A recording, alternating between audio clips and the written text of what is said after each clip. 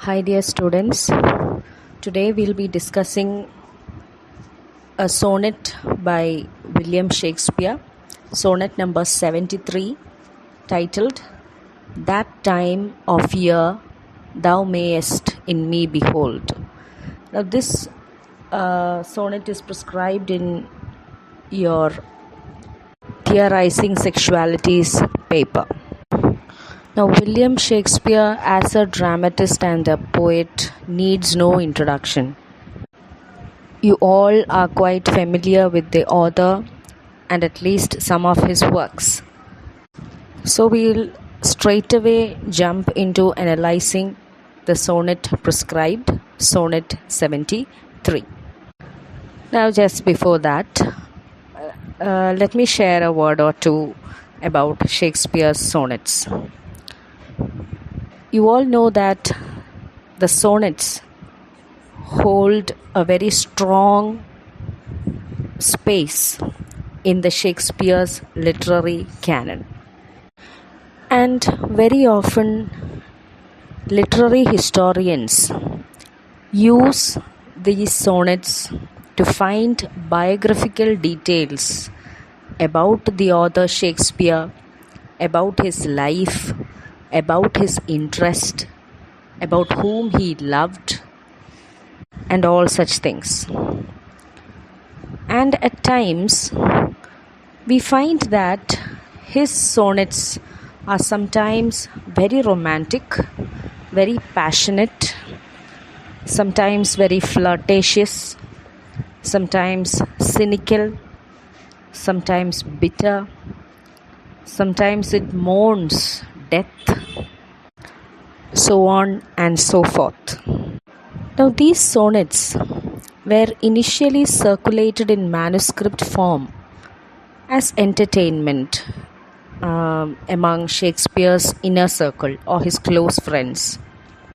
It was in 1609 that they were published in quarto edition by Thomas Thorpe. And Thorpe's edition was titled Shakespeare's Sonnets, Never Before Imprinted. And today it is referred to as quarto, and it is the basis for all modern texts of the sonnets. A major controversy surrounding the sonnets is the dedication at the beginning of Thorpe's 1609 edition. In this 1609 edition, these poems or these sonnets are addressed to Mr. W.H. And this dedication has led to a series of conjectures as to the identity of this person. And the two leading candidates are Henry Wriothesley, the third Earl of Southampton, and William Herbert, third Earl of Pembroke. Now, this speculation was because Shakespeare dedicated his long poem Venus and Adonis to Southampton. Because this young Earl, he loved poetry and drama, and he was Shakespeare's patron. So many critics consider that Southampton was Mr. W.H. The other contender was William Herbert, the Earl of Pembroke, because Shakespeare dedicated the first folio of his works, published in 1623, to Pembroke and Pembroke's brother Philip.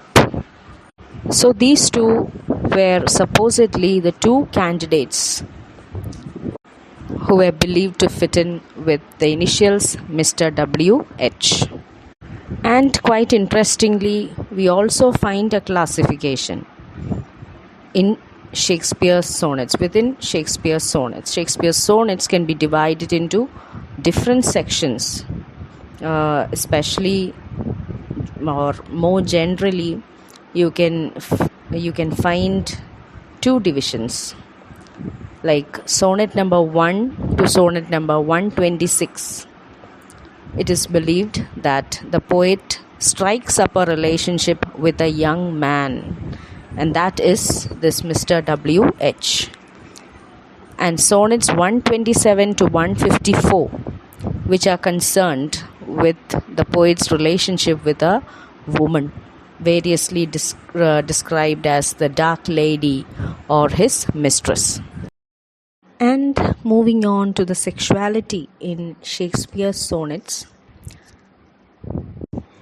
we see that there is an unusually high exploration of sexuality in his sonnets, because sonnet sequences were popular in the 16th century. You all know the emergence of the sonnet form and Wyatt and Serre and all those people associated with it. So this form originated and was popularized during that period.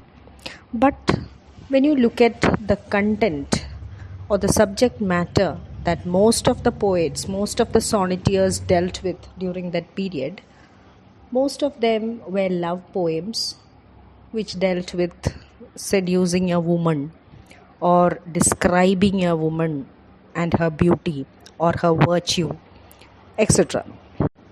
But Shakespeare, on the other hand, he undermines that tradition. He changes that tradition. In the first sequence of 126 sonnets, the first 126 sonnets, he's changing that tradition. We see that these sonnets are intimate in tone, and it is clearly written in the voice of a male narrator, and it is addressed to a young male lover as well.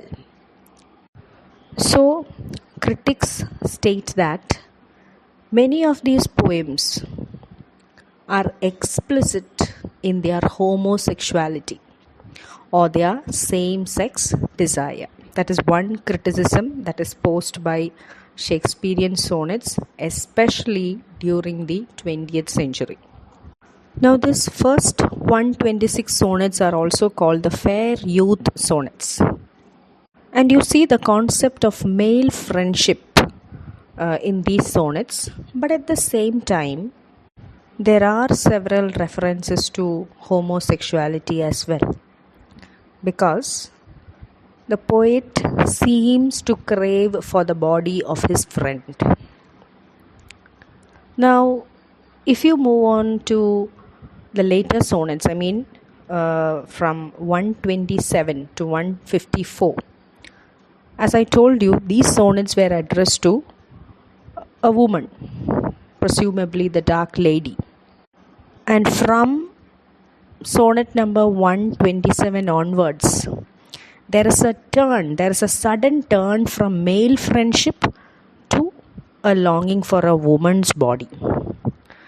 So this has also attracted wide criticism in the 20th century. For example, there is a book by Joseph Bristow that was published in 1996 named Sexuality. So considering these two affairs, that means the fair youth as well as the dark lady, Bristow comments that Shakespeare is a bisexual. So we see that there are references to homosexuality as well as heterosexuality in Shakespearean sonnets. So it is in this backdrop that we are going to analyze the sonnet number 73 of Shakespeare. Now I'll read the poem, just listen. Sonnet 73. That time of year thou mayest in me behold, when yellow leaves or none of you do hang upon those boughs which shake against the cold, bare ruined choirs, where late the sweet birds sang. In me thou seest the twilight of such day, as after sunset fadeth in the west, which by and by black night doth take away. death's second self that seals up all in rest. In me thou seest the glowing of such fire, that on the ashes of his youth doth lie, as the deathbed whereon it must expire, consumed with that which it was nourished by.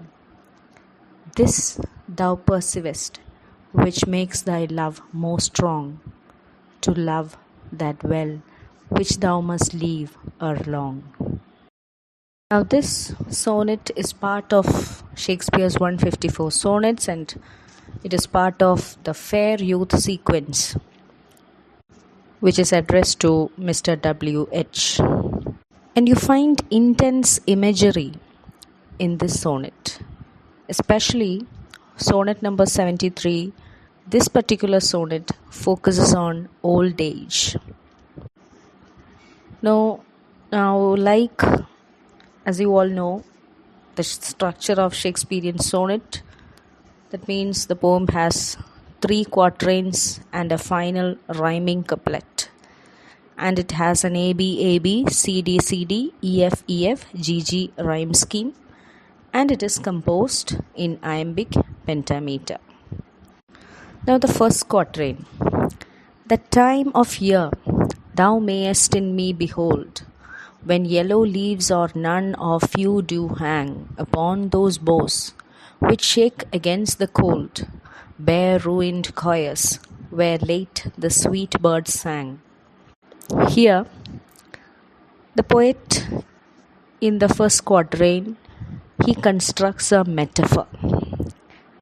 He is comparing a stage of life, that means old age, to a phase or a season in nature. So old age is compared to a season in nature. He says, that time of year that mayest in me behold, thou mayest in me behold. That means when you see me, when you look at me, I am in that time of the year. So there is, during the span of a year, there is spring, summer, autumn, winter. So when you see me, I am in a particular time of the year. And during that time of the year, we see yellow leaves on the trees. The leaves that we see on the trees are yellow, are ripe, about to fall. Or maybe in some trees there are no leaves at all. Or again in some trees there are only very few leaves hanging. So he is referring to the autumn season, when leaves fall off from the boughs, from the branches, when leaves shake against the cold, when the wind blows, the ripe, dry leaves, they just fall off from the tree. And earlier, the branches or nature was filled with the choir of birds. Choir, you know, a group of people singing. So earlier, there were the birds singing together, but now all those branches are bare. You don't hear any music, and you don't hear any birds singing. So he is referring to that time of the year, which is autumn season, where the leaves are falling off from the branches. So he is comparing that autumn season to a phase in his life, that is old age, when all his powers fail him, when all his health fails him. That is the time, or that is the phase in his life that he is talking about. The second quatrain, second stanza. In me thou seest the twilight of such day, as after sunset fadeth in the west, which by and by black night doth take away, death's second self that seals up all in rest.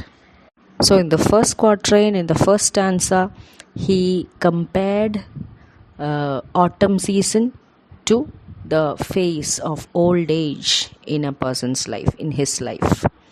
Now, moving on to the second stanza or the second quatrain, you find another comparison.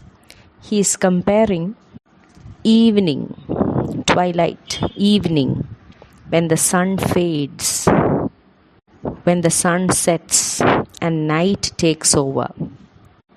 So that time, that evening time, again refers to the old age, a phase just before death. So here, old age is likened to evening and night is likened to death. So just like night ends the day, so does death ends life, or death ends old age. And then he says, death is a second self. On one phase, it is a conclusion, it is a closing, it is an end of your life. But in another sense, it is a beginning. It is a beginning of some other life in some other form about which we do not know. Okay? It is a sort of transition from one to another, from one life to another life, from one self to another self. And that thing called death, that seals up all the rest. That is that final full stop that ends up all the rest. Everything that you have acquired in your life, all the experiences, all your thoughts, all your feelings, all the knowledge that you have acquired, all the money that you have summed up, everything. So what all you have acquired in life, that all comes to a sudden end with death. So that is why he says it seals up all in rest. Third quatrain. In me thou seest the glowing of such fire, that on the ashes of his youth doth lie, as the deathbed whereon it must expire, consumed with that which it was nourished by. So here we have seen a man who is on the verge of death, who is going through that process of aging. So he says, in me thou seest the glowing of such fire, that on the ashes of his youth doth lie. So here you find a third imagery, that of fire, burning fire. And here fire represents the passion, the love, the desire that was at its peak during his youthful days. It was glowing.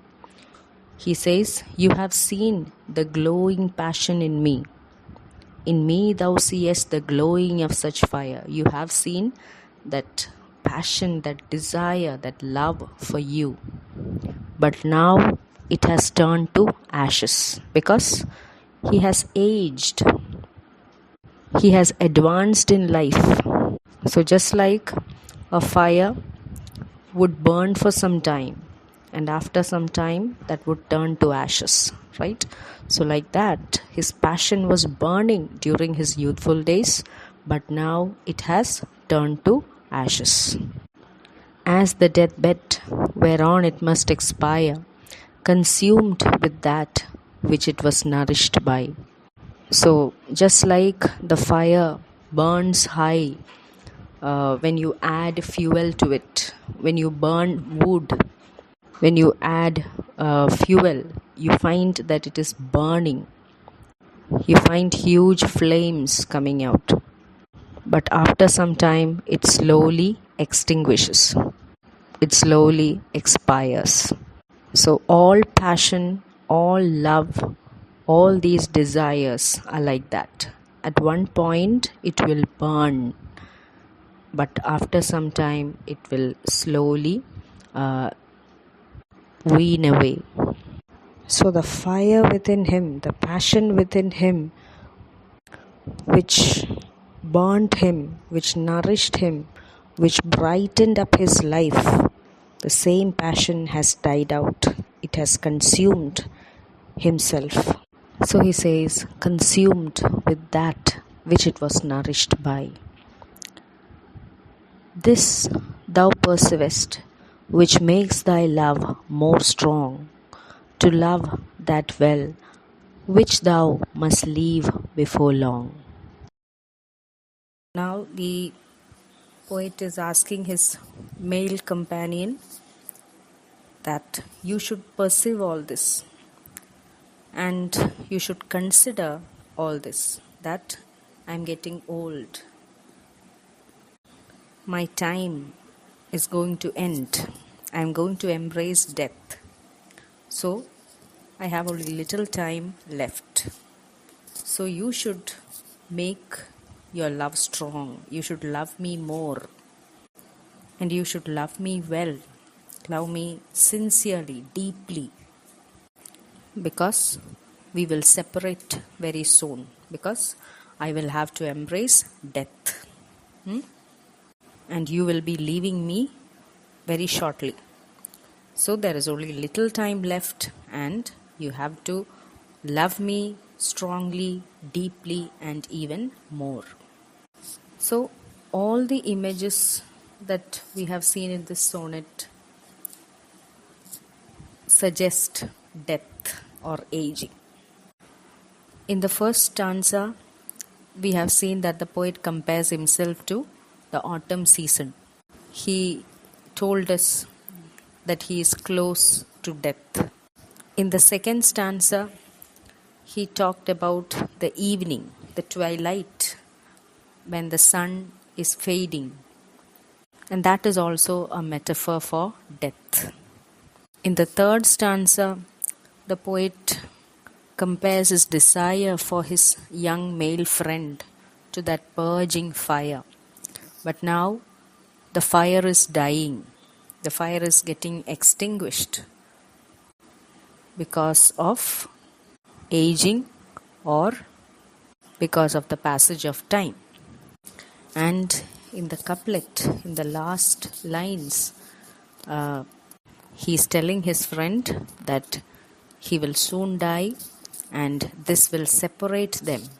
So the poet is telling his young friend to love him even more. This also shows the poet's love for that youth, the intensity of the love for this male friend. So if we take the whole of the Fair Youth sonnets, that is from 1 to 126, we see that in the first 17 sonnets, from 1 to 17, the poet is trying to convince this young man to marry and beget children. So he's telling his male companion that you should not waste your youth, you should marry, you should have children, and he's giving him advices like that. And from sonnet 18 onwards, we see that the male friend is rejecting his argument to get married. Fine.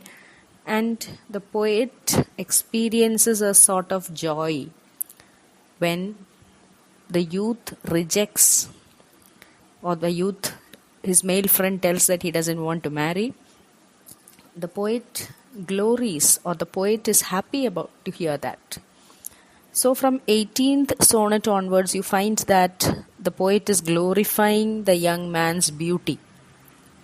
And he tells that his sonnets will continue to preserve the beauty of that youth. And from sonnets 26 onwards, you see that their relationship becomes more intense. And the poet feels isolated and alone whenever the youth is absent. He cannot sleep. He is emotionally exhausted. He becomes frustrated when the youth does not respond to his affection. And from sonnet 58 onwards, you find a slight fluctuating emotions in the poet, because on one moment the poet seems to be completely dependent on the youth and his beauty and his love, but on the next moment he's angry because the youth is not responding, the young man is not responding to his love. And from 70 onwards, sonnet 70 onwards, the poet seems to be a little bit desperate because of how his male companion is treating him. He feels that the love that he has for his male companion is unrequited, or that the male companion doesn't feel or doesn't have the same intensity that the poet has. So he feels a little bit of pain and sorrow, dejection, and that is why here he talks about the corrosion of time, about death, about destruction, and all those things.